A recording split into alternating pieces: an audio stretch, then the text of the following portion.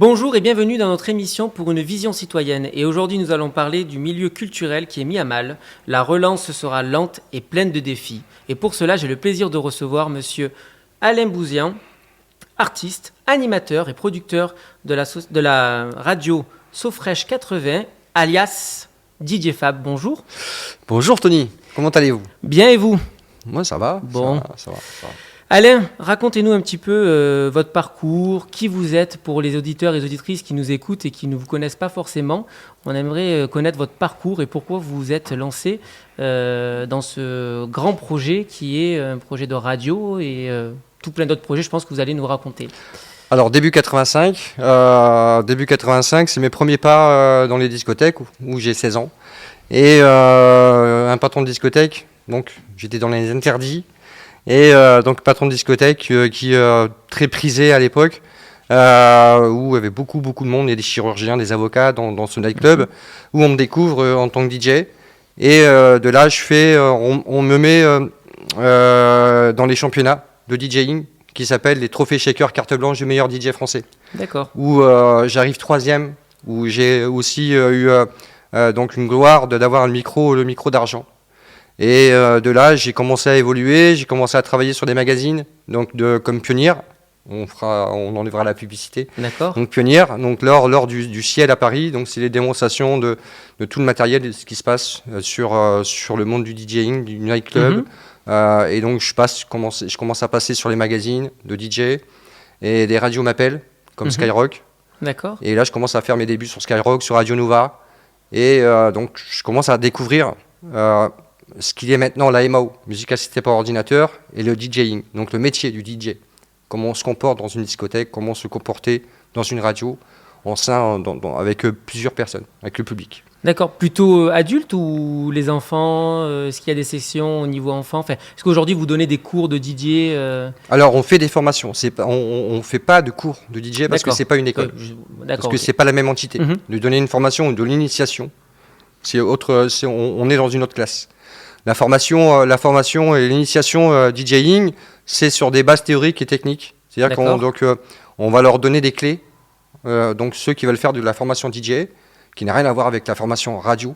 Radio, c'est encore autre chose, c'est animateur radio, et ça, c'est deux choses différentes. Et donc en tant que DJ, on va leur donner des bases, comme à l'école, des bases techniques, théoriques, de savoir, de travailler dans une salle de résonance, calculer un BPM, battement per minute, donc comment on calcule une rythmique. Donc on leur apporte ce genre de formation, de savoir brancher un matériel de sonorisation, donc ce qu'on est en train de faire à l'heure actuelle. Donc c'est là qu'on débute sur l'ingé son, l'ingénierie sonore. D'accord. Du coup, vous avez une formation ingénieur son? Alors j'ai fait une formation d'ingénierie en direct avec les meilleurs producteurs dans les gros studios comme Alligator Studio avec monsieur Jérémy Serron, où le papa tout le monde connaît, Marc Serron. Oui. Qui m'a donné aussi l'opportunité de me découvrir aussi à l'Olympia, parce que j'ai fait l'Olympia 2 fois. D'accord. L'envie aussi peut-être, non, d'exercer ce métier? L'envie d'exercer ce métier peut-être? D'avoir un gros studio d'enregistrement, c'est beaucoup d'argent, beaucoup de travail. Oui. Voilà, de travailler en association, ça permet à ce que tu vois, le public, oui. Tu vois, ça bouge beaucoup. D'accord. Alors que quand tu es un studio fixe, tu vois, tu es limité en termes de public. Alors que moi, je veux offrir les formations à tous. Tous ceux qui veulent venir, tous ceux qui veulent découvrir le métier finalement de Exactement. De donc il faut que ça tourne. En fait, faut que ça tourne. C'est un métier à part entière. Voilà, exactement. Oui, parce que ça peut déboucher à des formations, les formations MAO, donc musique assistée par ordinateur, formation DJing, c'est donc la formation DJ. Pour un nightclub, donc on peut trouver des débouchés dans les nightclubs, dans les bars, dans les cocktails, dans les châteaux, dans les manoirs, n'importe quoi en tant que DJ. En tant qu'animateur radio, c'est pareil, c'est pour toutes les radios, ce qu'on a maintenant, Skyrock, Fun Radio, Nova, bien sûr. Voilà. Et la MAO, c'est plus de la production musicale. C'est-à-dire qu'on pourra trouver des personnes des jeunes, notamment, travailler sur des rythmiques, de travailler sur du son, de faire de la mélodie, de faire de l'écriture. Donc ça, c'est un art aussi. Et donc bien ça, sûr, c'est de faire de la découverte par rapport à ça. Et c'est ça ce que je veux mettre en place à l'heure actuelle parce que... qui se prête bien d'ailleurs par rapport au confinement qu'on connaît, par rapport au couvre-feu, à la crise sanitaire qu'on connaît, on pourrait mettre ça en place effectivement. On peut mettre ça en place même par rapport au confinement et la pandémie. D'accord. Puisque les barrières, on fait des postes de 4 postes, tu vois, de ordinateur, PC. Avec 8 personnes, mais donc les 8 personnes peuvent être sur un mètre de distance. D'accord. Il faut être en distance adéquate pour la pandémie. Avec une salle bien aérée, il n'y a pas de problème. C'est pareil pour les concerts privés, on peut faire des concerts privés, on peut faire plein de choses. Maintenant avec la pandémie, on peut se permettre de faire plein de choses. Voilà. Et du coup, j'ai cru comprendre que vous étiez animateur et producteur sur radio Sofresh 80. Qu'est-ce que c'est cette radio ? Racontez-nous un petit peu la vie de cette radio, comment elle est née, et puis surtout ce que vous y faites avec cette radio. Parce que moi, personnellement, je ne connaissais pas, et je ne sais pas si tous les auditeurs et auditrices qui nous écoutent connaissent cette radio. Donc, Alors, Sofresh 80 existe depuis 15 ans. Pourquoi le nom Sofresh 80 qui n'a rien à voir avec que de la funk. Oui. Voilà, on va juste rétablir... moi, je pensais plutôt aux années 80. Voilà, on va juste rétablir les choses. C'est-à-dire que pendant les années 80, il y a eu beaucoup d'histoires. Oui. Donc, quand on connaît le slogan de Sofresh 80s, donc on va parler un petit peu plus américain. Donc, Sofresh 80s, ça veut dire du renouveau, c'est du son frais, tu vois, Sofresh 80. Okay. 80 jusqu'à 2000, jusqu'à 2020. Donc, on remet au goût du jour chaque histoire. On essaie de remettre les pendules à l'heure sur les trucs. Donc, le slogan, c'est la radio de toute la génération. Voilà ce que c'est que Sofresh 80. Donc, on reçoit des acteurs qui ont parcouru les années 80, qui ont des histoires à raconter. Donc, par rapport à mon émission qui s'appelle Funky Nation, chaque dimanche, de 16h à 18h, on essaie de ramener chaque acteur qui ont justement marqué l'histoire autour de la musique. Ça peut être de la salsa, ça peut être la funk, disco, ça peut être plein de choses. Parce que dans les années 80, c'est ce que j'explique à tout le monde, c'est que les années 80, il y a eu Charles Aznavour, il y a eu Johnny Hallyday, il y a eu Barry White, il y a eu Stevie Wonder, il y a eu tout style musical confondu. Il y a pu aussi avoir la musique raï, la musique salsa, africaine, japonaise, puisque on va parler de ça tout à l'heure. Oui. Et donc, par rapport à Sofresh, le support de Sofresh 80, ça a donné aussi l'opportunité à des animateurs lambda, grâce aux formations animateurs radio, de pouvoir les former et de les faire venir justement sur la radio. D'accord. Et de pouvoir créer d'autres thématiques musicales. Voilà. Parce que là, pour l'instant, par rapport à la base technique qu'on a à l'heure actuelle, c'est que 2 émissions. Donc une R&B old school, donc rhythm and blues et old school des années on va dire 88, 95, et ensuite c'est plus années 80, donc Funky Nation depuis on va dire 75 jusqu'à 85, on va dire en thème musical. Donc c'est plus basé sur la funk, la soul et un peu rhythm and blues. Et du coup on peut l'écouter où ? Alors oui, bien sûr, on peut écouter, on a une application qui s'appelle Listen to My Radio. D'accord. Une fois téléchargé Listen to My Radio, vous recherchez Sofresh 80 et vous pouvez nous écouter déjà en France entière et dans le monde entier. Bon, super. Voilà. Et du coup, j'ai entendu tout à l'heure culture japonaise. C'est quoi ? C'est quoi ce que vous avez importé de Alors l'histoire Japon, aussi de Alain Bouzian ou de DJ Fab, c'est aussi j'ai une culture nippone puisque je suis instructeur fédéral de karaté. Et j'étais vice-champion de France de boxe thaïlandaise et aussi vice-champion de France de karaté comité contact.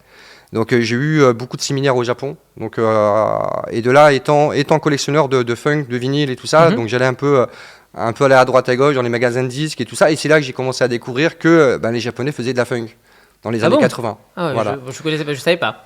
Voilà. Donc la funk japonaise existe depuis les années 80.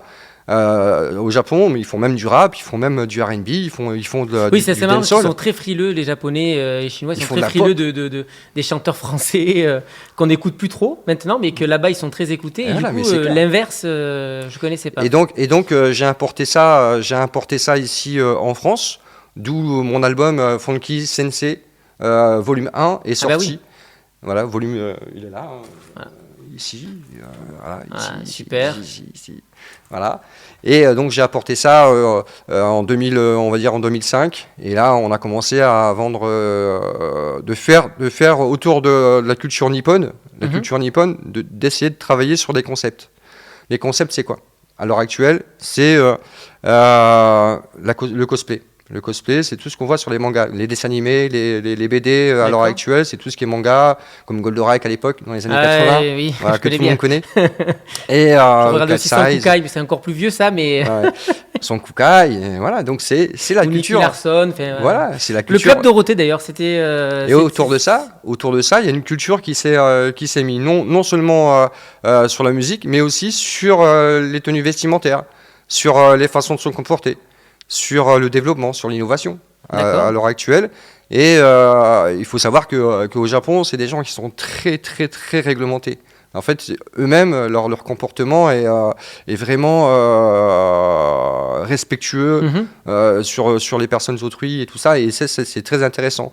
Et donc voilà, donc on a essayé d'importer ça. Donc on a commencé à faire des manga party awards, manga party festival avec Jérémy Serron d'ailleurs.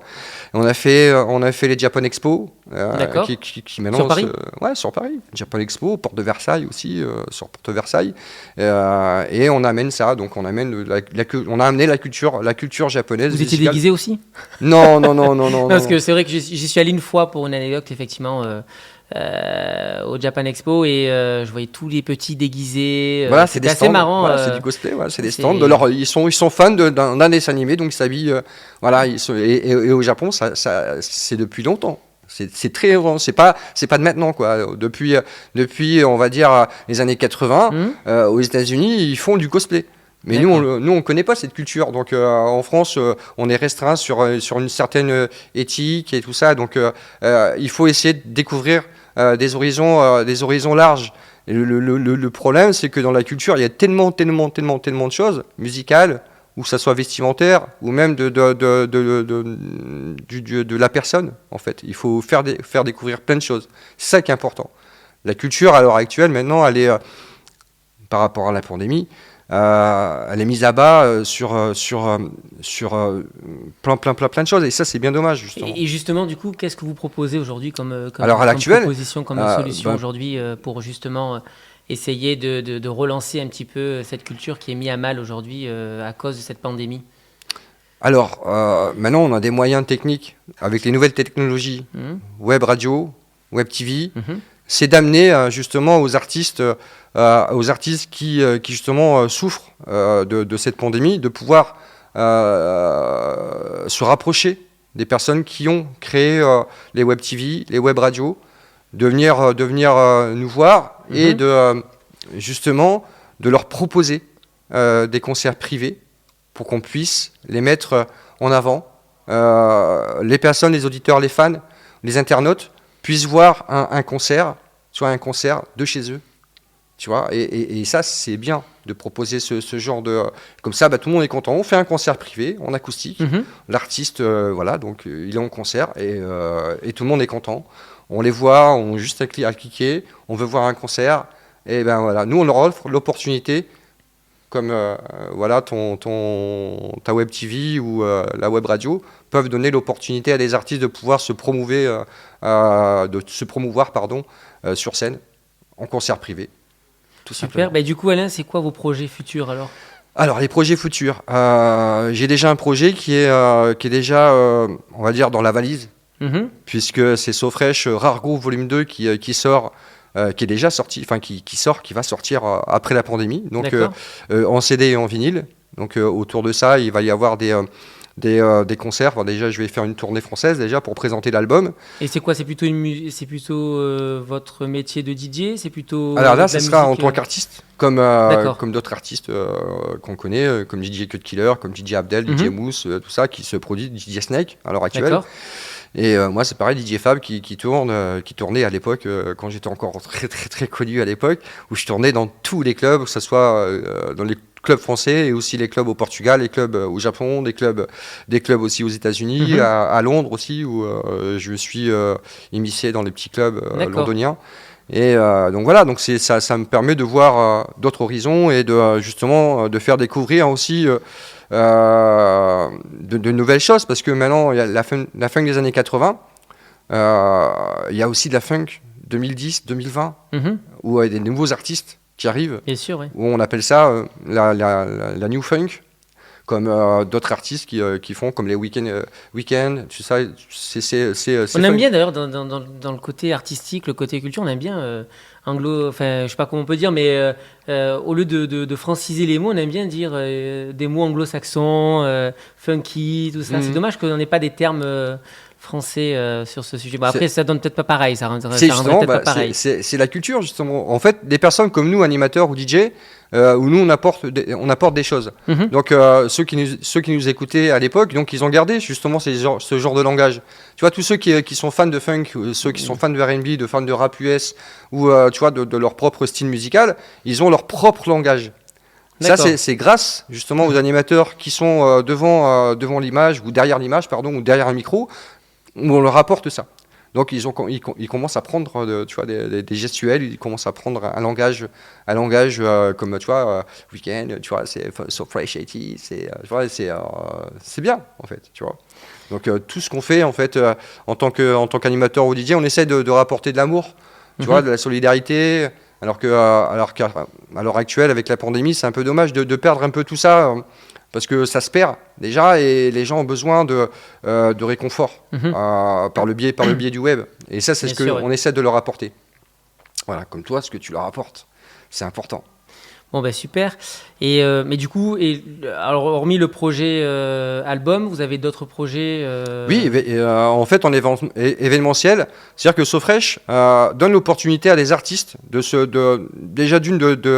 venir parler de leur actualité. Que ça soit des groupes américains connus depuis la Soul Train, on appelait ça à l'époque, et donc on leur apporte un moyen de revenir sur le devant de la scène, parce que c'est des personnes qui étaient à l'époque très connues dans le milieu, comme Michael Jackson, comme Barry White, comme Ray Charles, et donc c'est des gens qui se sont mis un petit peu en retrait. Et nous, avec nos bookers, on essaie de reprendre contact avec ce genre d'artistes qui sont un petit peu perdus, comme les Kool and Gang, tu vois, tout le monde connaît Kool and Gang, tu vois, Earth, Wind & Fire. Et ben voilà, donc nous on a des contacts avec ce genre d'artistes, on les ramène parce que c'est des personnages mythiques là, on des fait années un saut 80. Dans le temps. Voilà.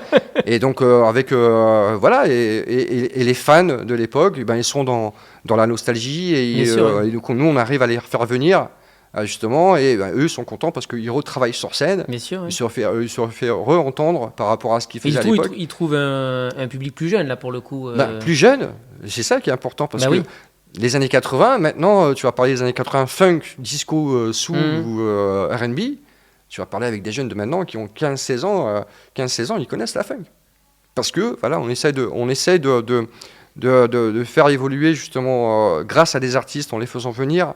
Ouais, que ce soit de Londres, que ce soit d'Allemagne, que ce soit des États-Unis, que ce soit du Canada, parce qu'on connaît des artistes aussi au Canada, comme les Boogie Wonderman, comme d'autres artistes qui sont aux États-Unis, comme dernièrement on avait fait venir Junior Giscombe, qui a été primé sur on appelle ça le Music Award, mais c'est les Grammy aux États-Unis, qui a été primé il y a pas longtemps, qui est venu sur la radio l'année dernière, et il a fait un super concert. Donc là, nous, SoFresh 80s va faire des concerts prochainement. On va faire des concerts avec des artistes. Pour l'instant, on peut pas trop bouger. Oui, bien sûr. Et d'autres événements. Donc des concerts web. Comment ? Vous pourriez faire des concerts web. Après, je ne sais pas si ça rend pas pareil que... Ah si, mais bien évidemment. Là, pour l'instant, on peut prendre des artistes, on peut les ramener. Pour l'instant, au niveau de des frontières américaines, où tu vois, c'est un peu bloqué. Toutes les frontières sont bloquées par rapport à la pandémie. Mais ça nous permet aussi de garder en contact avec les artistes et de leur proposer. De dire, voilà, en France, on a ça. On a des web TV ou une web radio. Vous voulez faire un concert, on peut le faire. Voilà. Après, dans l'actualité de SoFresh 80, on ne va pas parler de DJFA, mais on va parler plus de SoFresh 80. C'est une association déjà à but non lucratif gérée par loi 1901, déjà. D'accord. Et ensuite, donc c'est des formations, c'est tout ça. Et c'est aussi de faire des événements. Donc les événements, c'est quoi ? C'est de proposer à chaque municipalité des formations YouTubers. Parce que maintenant, tous les jeunes, la génération 2005, 2010, on va dire, 2010, 2015, c'est plus YouTube. Donc, tu vois, Roblox, YouTube, voilà. Donc tous les influenceurs sont sur YouTube aujourd'hui. Donc là, nous, on va leur proposer, avec l'innovation ici, à Orsay, on va leur proposer justement des formations YouTube. Voilà, spécial YouTube, voilà. Donc ça. Puis en plus, vous pourrez travailler aussi avec ces jeunes justement le côté image qui est très important aujourd'hui, parce que l'image peut refléter par rapport aux autres sur les réseaux. On le voit sur les réseaux sociaux, toute la complexité et toute l'ampleur que ça peut prendre de poster de mauvaises images. Donc ça va apprendre aussi à ces jeunes à utiliser les réseaux. Après, il faut que ça soit encadré, il faut que ça soit réglementé. Par rapport à l'image, par rapport à énormément de choses où il faut vraiment réglementer le droit à l'image par rapport aux enfants et leur expliquer. C'est à nous, adultes, en tant que formateurs ou en tant qu'encadreurs, d'expliquer aux jeunes ce que c'est que de passer en direct devant une caméra. Ce qu'on fait, il faut trouver son sujet. Bien sûr. Il faut que ça soit bien évalué. Il faut que, même dans le cadre, dans le style, il faut que ça soit proprement dit par rapport à leur propre personnalité et de se créer leur propre image. Et là, donc, c'est à nous, à réconforter dedans pour qu'ils soient, de faire un métier d'avenir et de rentrer dans le milieu artistique. Alain, on a un jeu de mots, un rituel dans notre émission, comprendre. C'est le jeu de mots. Je vous donne un mot, puis vous me dites ce qu'il évoque pour vous. Si je vous dis environnement. Environnement.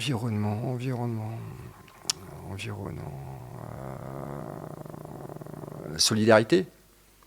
Si je vous dis numérique. Digital. Si je vous dis humain. Humain, l'amour. Et si je vous dis bonheur? Bonheur, la générosité. Alain, l'émission arrive à sa fin. Que souhaitez-vous faire passer comme message justement à la génération présente et future? Alors, pour la génération présente et future, très simple. Déjà de croire en ses rêves et de croire à ce qu'on fait. Parce que de croire en ses rêves, c'est d'évoluer dans un monde qui est très dur à l'heure actuelle. Donc il faut croire en ses rêves, il faut croire en soi, il faut avoir confiance en ce qu'on fait, à sa personnalité, et ne pas écouter ce qu'il y a autour de soi. Il faut juste s'écouter soi et après de voir les meilleures directions. Alain, sur ces bonnes paroles, je vous remercie d'avoir accepté notre invitation. Et vous étiez sur l'émission du web magazine Ville Intelligente Mag, et je vous dis à très bientôt pour de nouvelles rencontres.